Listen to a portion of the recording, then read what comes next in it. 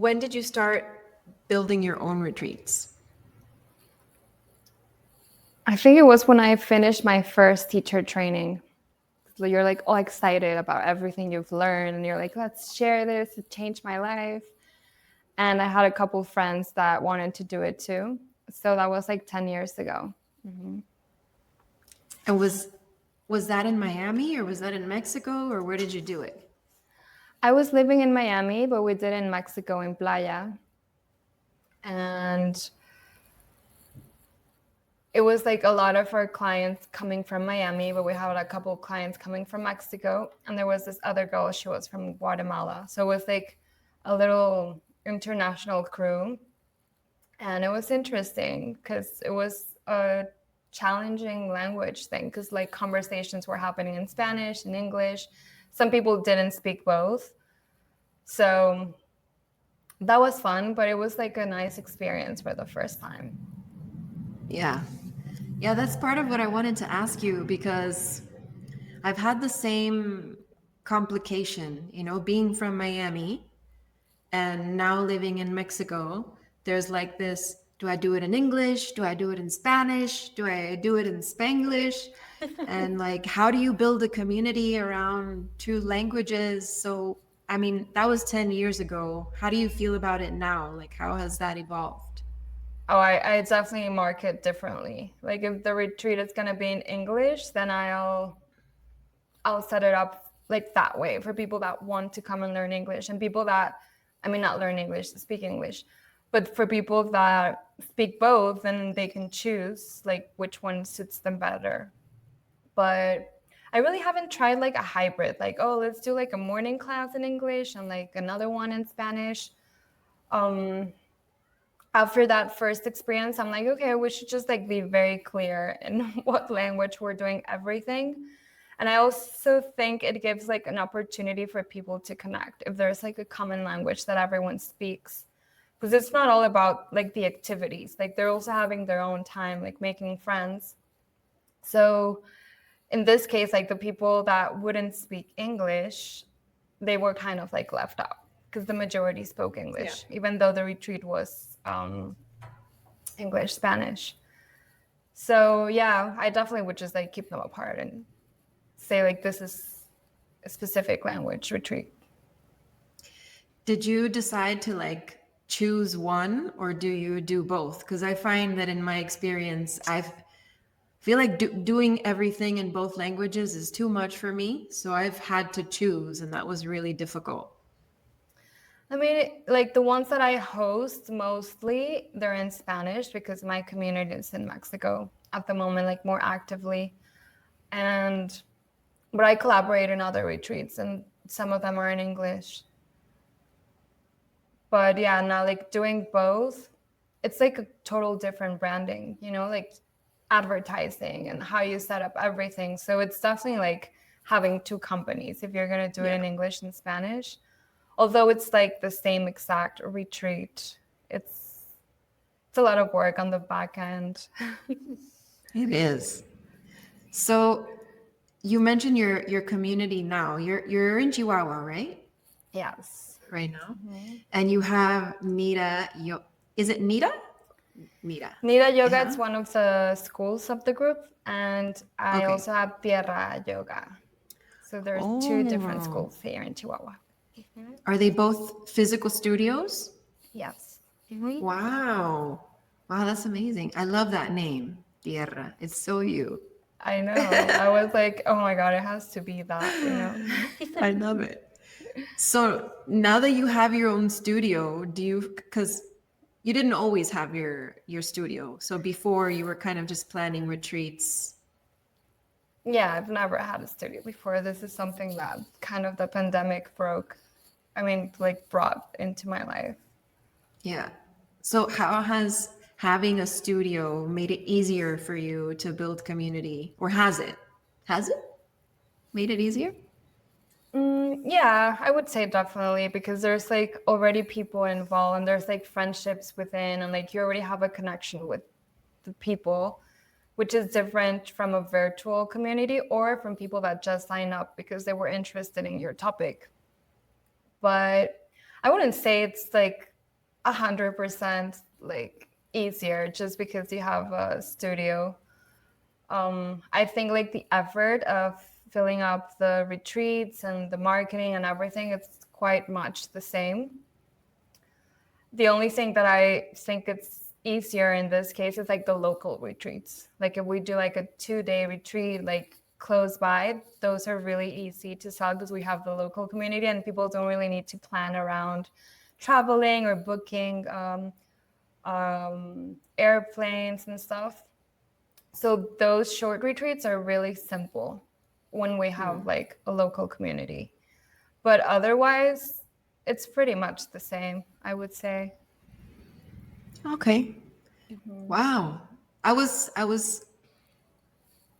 don't know if hoping or I was expecting that you were going to be like, yeah, it's so much easier, because I feel like a lot of the challenges for someone who doesn't have a physical location, and especially when you're doing everything online, a lot of people tell me like, I wish I could have like physical contact. I want to go, and especially in yoga, I want to be touched. I want to be adjusted. I want to see people. I want to, hear the breath and feel the sweat, and get the in-person experience. So building an online community can be difficult for that reason. So I just assumed having a yoga studio would be easier. I mean, I would say it's easier in that context of having like people know you, and it's maybe the final process of the sell, it's easier because you'll be just like, hey, have you signed up? And you just like see people in the studio.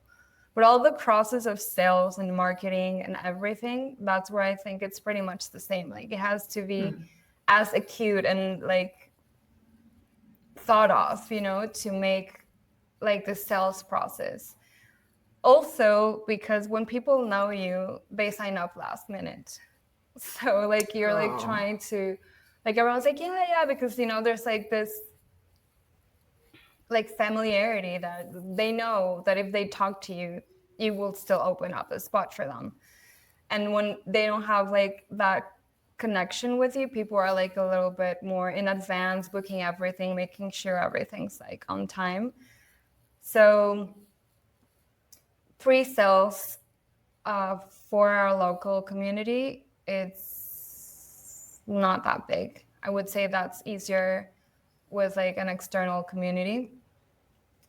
But I mean, it's fun, like when people start inviting like, oh, I'm going to bring my friend. I'm like, yeah, you should bring your husband too. Like that kind of networking, I think it's what makes it a little bit easier. Or like if they have specific questions, they can come after class like, oh, I want to ask you a couple things about this. And having that closeness with people, I think it helps a lot the sales process. Yeah. But it's still a lot of work. Like it's not like, oh, it's just to have a community, you post something, it fills up. Like not really. Okay. Have you ever promoted a retreat just online, like gathering from an online community? I don't think so. No. Okay. No, but I've had some friends do it and they've been successful, quite successful. And I'm like, how do you find all these clients? And they're like, well, I think it has to do with the location. Like if it's a destination that people are going to go anyway, and you just like advertise your retreat there, like people are looking for things to do there. And if it's very specific, they sell quite well. That's very common, for example, in 𝗕𝗨𝗓𝗓 in Guatemala. I'm like such a planner as you, like we have this very goal, like, no, we need to know like 6 months in advance and do our campaigns and like have all the photos ready and the videos. And like, I have some air friends, like Geminis and Libras are like, oh yeah, I'm doing a retreat. I think next month. I'm like, and you're just like designing it now and it works for them. Wait a minute. I'm feeling like a bad friend right now. When was your birthday? Was it the 23rd? No, it was May 12th. Oh, it was just your birthday. It was just my birthday. Yeah, but I got confused because you're like, yeah, we have that Virgo energy. And I'm like, wait a minute. She's a Virgo. Oh no, I have What a is your- Virgo rising. Oh, okay. That makes sense. And you're also a badass businesswoman, like not just this airy fairy witchy lady that is magical, but you also have this other side of you that's very business oriented, and you've had your own businesses other than these yoga studios. So how has that business experience helped or inspired the way you create these retreats? Because I mean, you want to give people a wonderful experience, you want to have one yourself, but you also want to make money, and you also know that this is a business, right? Yes.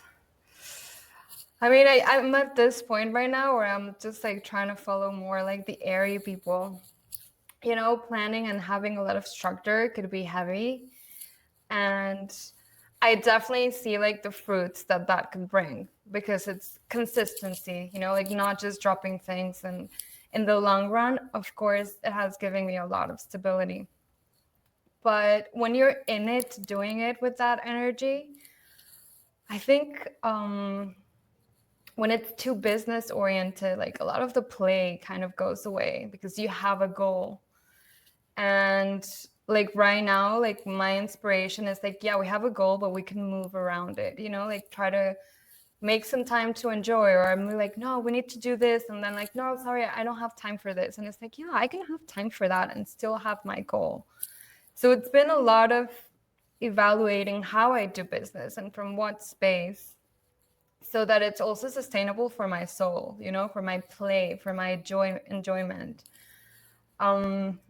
Because this is, and I think that's what has taught me more the yoga studio business, because before it was more just business, you know, like, although there was like some background of what the outcome of those businesses could benefit people. I mean, when you're just thinking about growing it and strategies and the people you surround yourself with and the conversations that come up become very, for me now, boring. I just feel like it's inspiring at some point, but once you've learned a little bit, I think you have to go back to the playfulness and the magic to make it happen. And that's where I'm at right now, like balancing those two and making it real but fun. Mm-hmm. Okay. Yeah. So I'm just gonna take a look at my handy dandy questions. These are always my favorite to ask. So, what has been the most challenging aspect of organizing retreats, other than this balance that you just mentioned? I think in the beginning was like not having a project manager. Like when you're in the retreat and you still have to do logistics, it's really tough and it's really exhausting. And it kind of, for me, it kind of took out the gifts that I wanted to share. Because like you're thinking, oh, we have to do this. So you're like in this planning mode, and it's a different energy than just flowing through the retreat. So I did a couple of retreats where I didn't have a retreat manager. And they're a lot because you want to connect with people, and then you also want to be inspired in what's the next activity, but you also are like in charge of everything. Although you could have like help with the location, or maybe like, you know, if there's a photographer, people that are like in your team, but it's a lot. So I think that was like a tough lesson. I'm like, okay, yes, we do need to make money, but I could make half of it and pay someone to do all of this and just have it more pure. The energy that we're in while in the retreat also has to be like very connected to what we're trying to share. And that connection kind of gets lost when you're in logistics, at least for me. Yeah. Yeah. Do you remember the retreat in Tulum? Yes. Oh, I was wearing all the hats, and it was super exhausting. Yeah, and you still had Israel, you know, like you had like a team, it was 2 people. But it's, you know, like the food and this and that, and it's like, oh my God. I mean, I could only do like that kind of retreat if I'm not sharing like yoga. It's like I'll just do all of these activities, but not sharing like any other practices. Yeah. And the food Yeah, is I mean, always an what? no, go ahead. The The food food? is always an inspiration. I know for you too. So it's like you're like, oh, let's run into the yoga class, but I also want to know like what they're cooking, and I want to like try everything, and I want to like put some spices on it, and then you're like carried away with the creative process of cooking, and then people are like waiting for the class, and you're like, oh, what was that class about? Yeah. So yeah, it's a learning process too.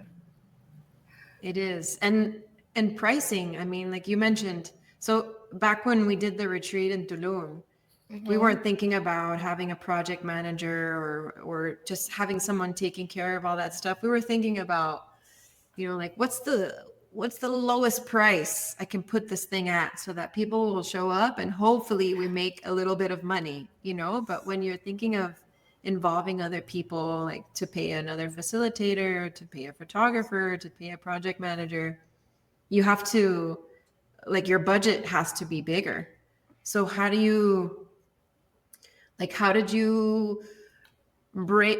I don't know if you were ever in that mode of like make it as low as it needs to be so people come, but if you were, how did you break out of that and say, no, it needs to be this much, and whoever's willing to pay this much is going to come on the retreat, and that's it?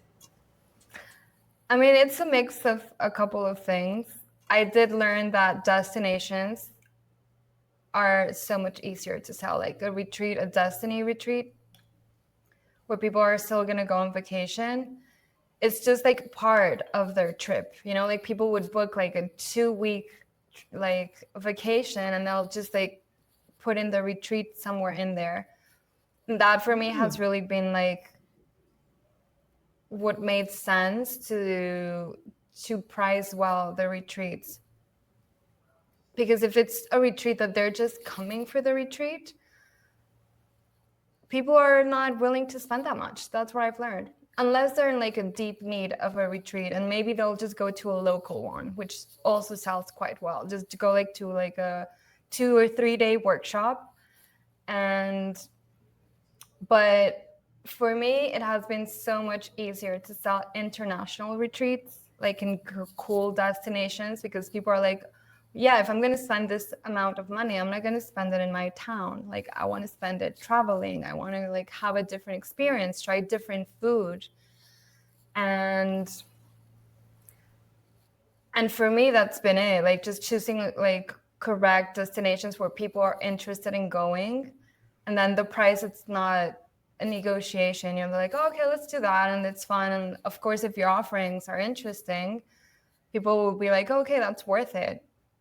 But, I was talking to this hotel in Playa, and I wanted to do a retreat because it's amazing. They have like an amazing vegan restaurant. It's like a 5-star retreat center.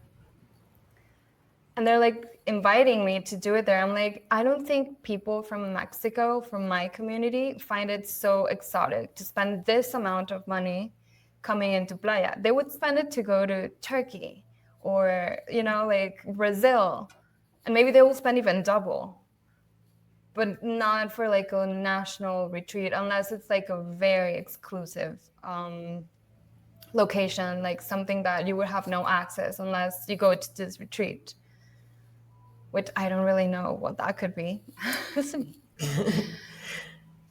So yeah, I think that's like a key point. And I've been exploring more international retreats for Mexican community, and it's been just like more interesting for people because they feel safe traveling with a group, with people they know. Especially like if you go in like this adventure places that you wouldn't go, like for example 𝗕𝗨𝗏𝗧𝗏, it's an adventure to get there. You have to get like a flight and then like a car like for 2-3 hours and then a boat, so some people that don't have like that spirit of, oh, let's just figure it out. They want to know like they're taken care of, and they'll arrive safely at their destination with friends and with company. So yeah, definitely exotic international locations. It's definitely what's working for us. Wow. That's super insightful.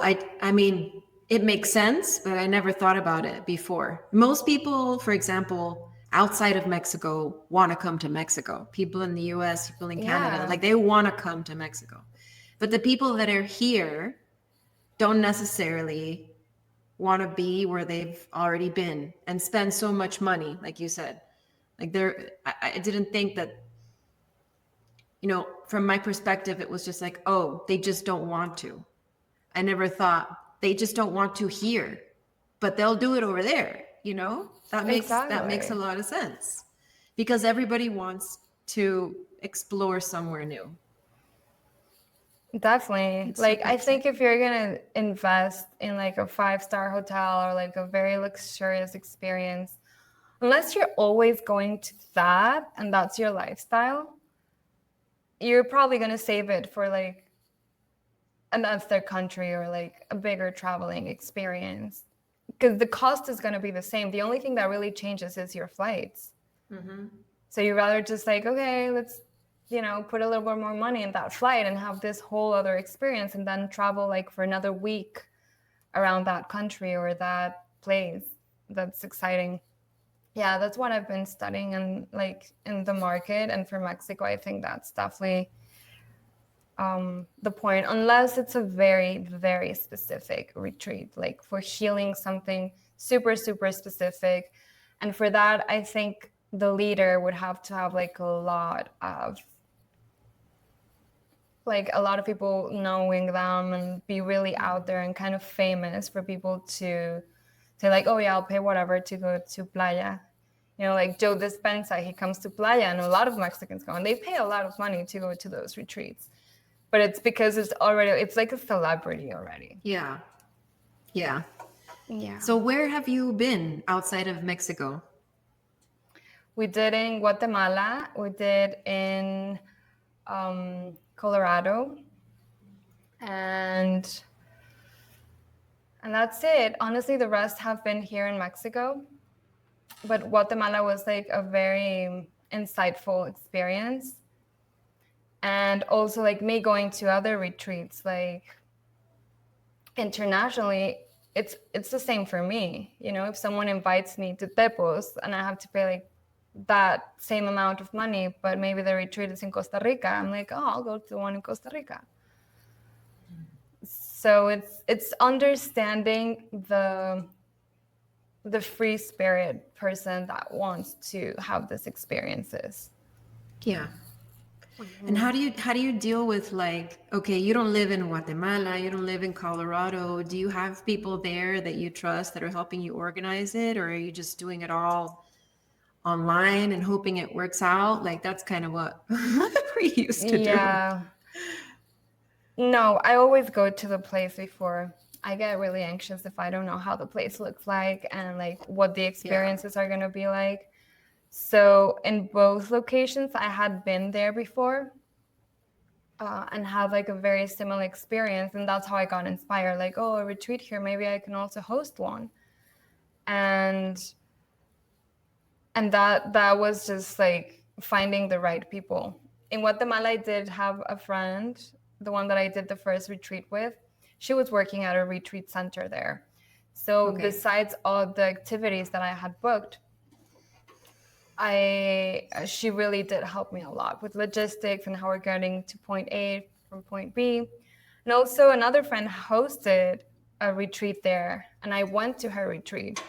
And I'm like, this is the perfect model, like I had already tried the masseuse and like the menu that they offered.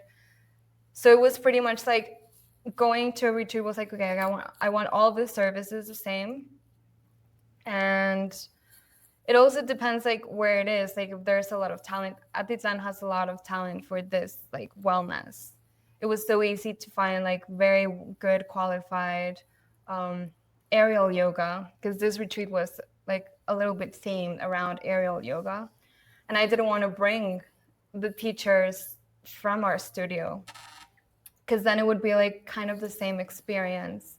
So we hired some others teachers in 𝗕𝗨𝗓𝗏, and people were like excited, like, oh, we're gonna learn something different. And these people were like so well prepared because they're doing like this all the time. Also, the sound healers were like a really good finding, because traveling with instruments, that's something else. Like I've learned, like I love doing and like sound healing, and I think it's important to have it in the retreats.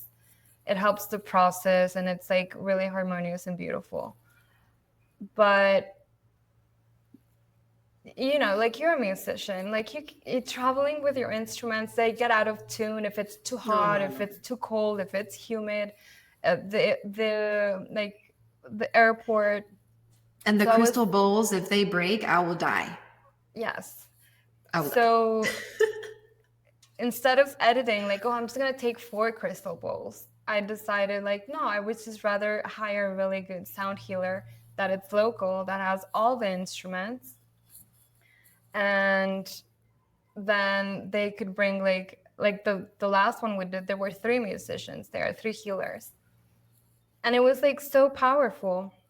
And if I would have brought like my crew that I work with locally to that experience, it would be like very costly to bring 3 musicians just for the retreat. So I think it's also opening to collaborating with people locally that really enriches like what the place has to offer, and not just replicate what you already offer in your studio. I like that. Yeah, that's cool. It is. It's I'm in this phase now where I'm letting go. You've known me for a long time, so there was a point where I just wanted to be the one doing everything, right? Like, I'm gonna play the music, I'm gonna do the yoga, I'm gonna do the cooking, I'm gonna do it all. I'm just gonna be like doing everything.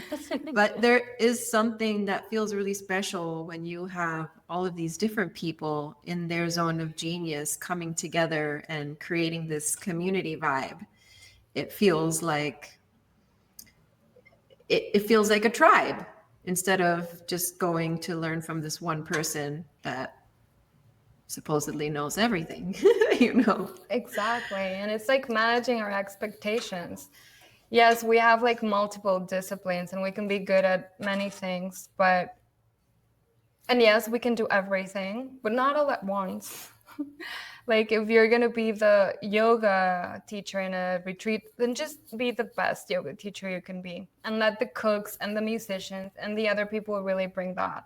And maybe the next retreat, like I did another retreat where I didn't even get involved in yoga. I just taught one pranayama class, but I was really in the kitchen. I was like, no, I want to cook and I want to like experience this. And I want to nurture the group. And everyone's like, oh, so you're not like doing the retreat, like I'm hosting it in a different area.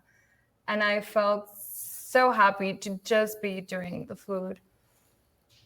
Or if you're going to do the music, you know, it's also putting a lot of pressure either on ourselves or whoever you want it to do multiple things. So it's kind of assessing, like it's a reality check, like how much can we really do in the best quality in like 4 or 5 days retreat? Yeah. I mean, I think the other piece of that is scarcity. You know, you're coming from a place of like, oh my God, I can't afford to pay all of these people. So yeah, I mean, again, like how do you get around that? Is hiring people locally, does it have a cost-effective benefit also? Yeah, definitely. Definitely, because I think you get the best of what is there, because if someone is already offering their services to like retreat centers locally and whatever, they already have a good experience. They already have like their business established. So I did open a lot up to just trusting that the right people will show up for our retreats. Obviously, I have to meet them before and I have to experience their services before I offer them to a group. But that's why I like to go before, you know, and maybe like book a day pass at that retreat center and meet a couple of the facilitators and try the food and have the whole experience. But it also depends, like, if your main business is doing retreats, then you're just gonna get really good at it and you're gonna make money off it. But for a lot of people, and in my case it is sometimes, just wanting to travel. And if that retreat, it's gonna give me the opportunity to cover like all of these expenses and just have like my travel covered and my airplane and you know, like make enough money to cover my vacation for the next week. I know that's the case for so many retreat facilitators. Like, we just want the experience of traveling, which is different if your main business is just doing retreats. But then you would have like a different audience. There's this girl, it's amazing like how people can engage with communities. There's this art retreat. They do it in the hotel that I was telling in Playa. And I was so interested just looking at like what other retreats they were hosting there. And I'm like, oh, there's this art retreat. And they just get together and paint. And I'm like, oh, I want to join that. That's fun. And it was sold out. And they had 80 people coming in for 6 days painting. And this girl just does like this painting retreats. She gets like super good deals, obviously, because her crew is big. And it's not always the same people. Her community, it's big enough and it could attract anyone as me that is not part of that community, that is like going on painting retreats. But they're like very well thought of. And obviously she's bringing in like to Mexico, Europeans and from the United States public. So it's just like, I think it's just really being clear on what it is that you want to share and who do you want to market it to. And that way, like, it's going to work out. It's going to work out because I see all sorts of retreats, like ceramics and dancing and vocal and animal flow. And if you choose the correct location and you do your online marketing and all those things that we know have to be done, I think in my experience and what I see other people, they do fill up. I think the ones that don't really fill up, it's because they have no clear intention of what they're trying to share. It's like magic. You know, it has to work from this creative energy of abundance that we're like putting out there. And through that, we connect to our creator. And if you look around, like creativity or our creator or the universe, it's so abundant. Like, it didn't limit to create like 3 types of trees. There's like infinite types of trees and infinite varieties of everything. And they're all thriving. So I think when it's something clear, because that's how we connect. You read like a retreat page and then something is like, oh, that's so cool, I want to do that. And it's usually the thing that's different, not the yoga, not the sound healing. It's like that other thing that's very specific about the people sharing this retreat. So, because I think yoga has just been something like an add-on to many retreats, because people like to work out and stretch and you feel good, and having a morning meditation, it's amazing. But it's not that experience that you're really going for. It's maybe all the other experiences around it. Unless you're going to like a teacher training retreat with like a super qualified teacher to learn specific series or poses but yeah, I think the inspiration comes from that, from like being really authentic to what we have to share. Yeah. And I agree with you about the yoga. I've been feeling that lately, which is part of the reason why I kind of backed off for a while from retreats, because I felt that way. I was just like, what am I doing here? Like, what is my offering? We're just gonna, we're gonna do yoga and meditate. I mean, you could do that with anybody. Why would you do it with me? And yoga, especially nowadays, that it's everywhere and everybody does it, and it's in gyms and it's in hotels, and it's just, it's like it's a tool. It's not the reason. It's not the goal, unless, like you were saying, a teacher training or something like that. But I think that's what a lot of people have the most trouble with, other than marketing. It's like, what makes me different? What makes mine different? And you may or may not have the answer to this question, but how do you know? Like, what is your PB&J in a world where everyone's doing peanut butter and everybody's doing jelly, and then that one person finds the PB&J, that just like, oh, how do you find that? I would say it's like tests, like trying it out. For me, it's trying out different things in little workshops locally, like at the studio, and then I see what people find attractive. Because now that yoga is practiced like regularly, I don't know, at least for me, my vacation, I kind of like not practice yoga sometimes. It's like, no, I want to like take a break from my body. I want to go swimming. I want to go doing like a different activity.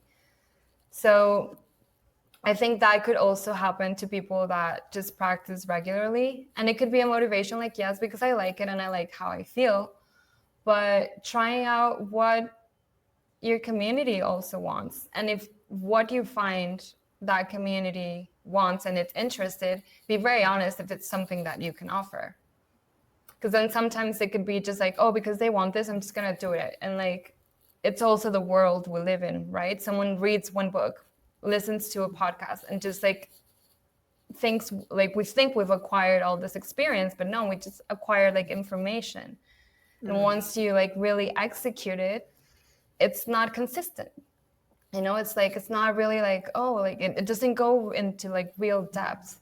So if you're going to go and share something very magical about crystals, and your retreat is going to be about crystals and meditating, purifying, whatever, I would say just be very like clear that it's really going to go deep into that energy. And if you don't have enough information, then find people to collaborate and really nurture that theme. Like what we did with 𝗕𝗨𝗜𝗟𝗗𝗔. Like, yes, I do teach aerial yoga, but it's not like my thing, like there's like all these amazing people that are also like into like circus and dancing that can do amazing things. And that was very enriching for a retreat, just like bringing some masters, local masters, and sharing like a bigger or more profound depth of the technique that we wanted to people experience. So I think it's also that, and being open to sharing, like I think abundance, it also happens in clusters. So I do understand, because I've also like been through that, like, oh my God, no, like I should do it all, because I'm the one that wants to have all the income for this. But that is clearly for me not sustainable, not energetically, not in quality. And not even because of the end, like then you have to like spend so much money in recovering yourself, now you need like 3 massages and like your own retreat and like like all of that you just have to invest in like coming back to center. So definitely trusting and collaborating. I think it's the beautiful part of it. And if you don't know something well enough and you're interested in sharing it, find like a savvy in the subject, and that would really help. And that also brings another community, like this person's community and your community, and it just kind of expands. That's nice. I like that. I'm very team collaboration these days. Yeah, I definitely think it's what's needed in our society. It is. I talk about Laura a lot because she's just amazing, but I interviewed her also. I trained my 300 hour with her in SF. And it was the first time I really experienced this community of women.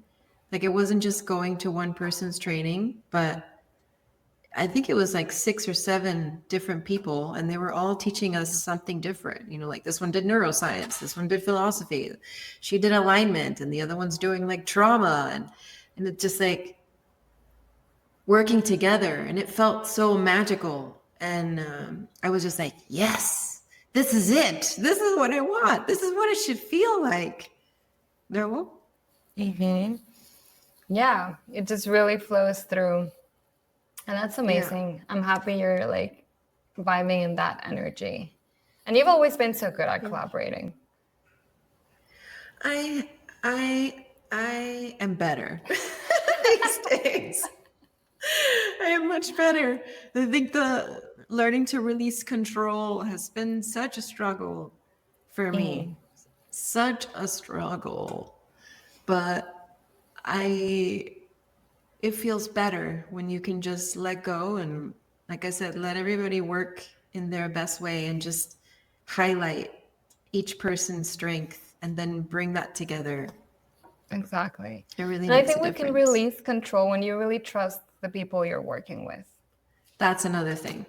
Because if you're working with people that you don't know they're really like gonna show up, that's when you're like, is it like, are you gonna be on time? Are you like, yeah, and then maybe it's just also having a little more wisdom within ourselves to, like, can I really work with you and like flow and let you do like your whole thing and not get involved? Yeah. And I think that's just very clear. If it's a yes, then let's do it. And if it's a no, it's like, maybe I'll just come to your workshop and see what your magic is, but maybe it's not right for me to collaborate. Because control, I have that too. I've been through that. But I've been more surprised that when I'm like, when you come to that point where you're just like, no one's doing it. You're like about to implode. And then there's really not much that you can do because like you're so stressed. You're not even useful anymore. Yeah. And then in that moment, either you go and like try to like control everything, or you just release and kind of like, I don't know what's going to happen. Just like let everything flow. And most of the times, especially lately, that I've been in that place, like, I would have started on time, but this person is starting 8 minutes late. It's okay. It's a retreat. Like no one has a business meeting that they need like, why are you late? Especially if it's like a couple minutes and people are on a vacation, like being able to adapt to those changes of like, okay, well, we're going to move this activity to tomorrow, but we didn't post it like that. It's like, yeah, but if you communicate to the group, like, we have this plan, we're just going to move it. People are usually very chill. Like, okay, cool. It's not like you're taking something away from them. We're just like moving the times and like maybe the order in which you're presenting it. But every time I let go, it feels like, wow, if I would have gotten involved, I would have limited this experience, with my control. But just letting it flow and not getting involved and see how like it just presents itself in front of me has been a lot more expanding of what people actually have to share without me being like, are you gonna do it right? Are you gonna be on time? It's not like, did you have lunch? If they don't have lunch, I don't really care anymore. Like people are adults and they can make their own decisions of how they live moments. So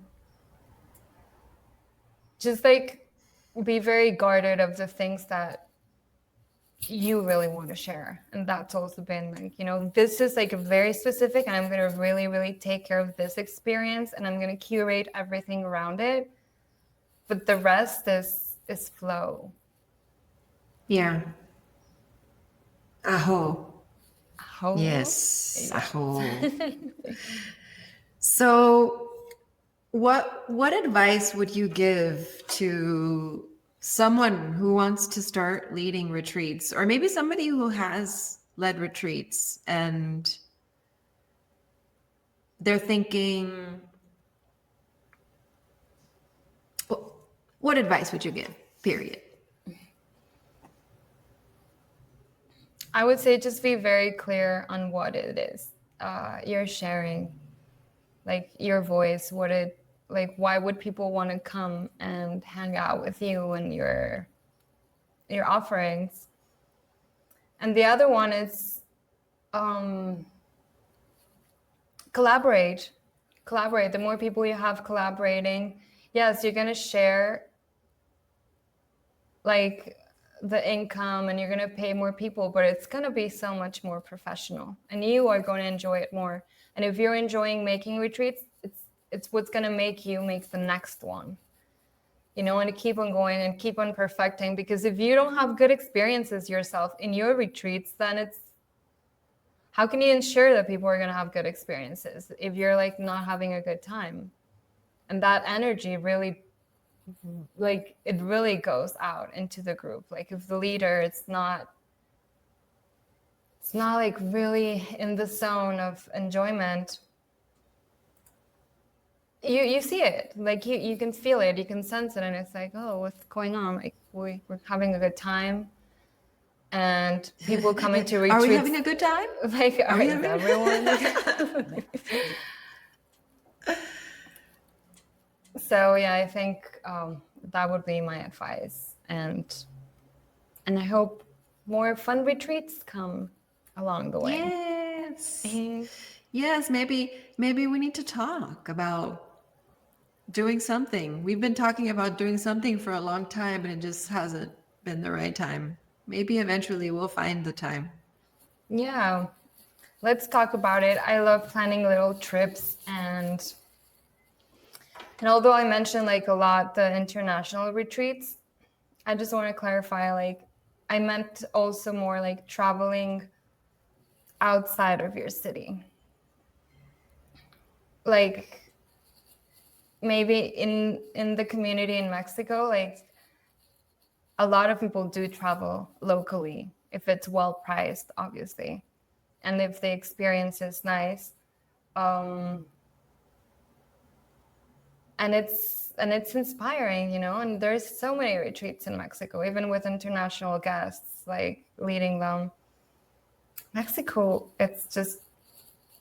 it's really doing something, you know. It's like, yeah. I'm impressed of how much it has been changing in so many ways, like for tourism and wellness and experiences and connecting the ancient to the contemporary, and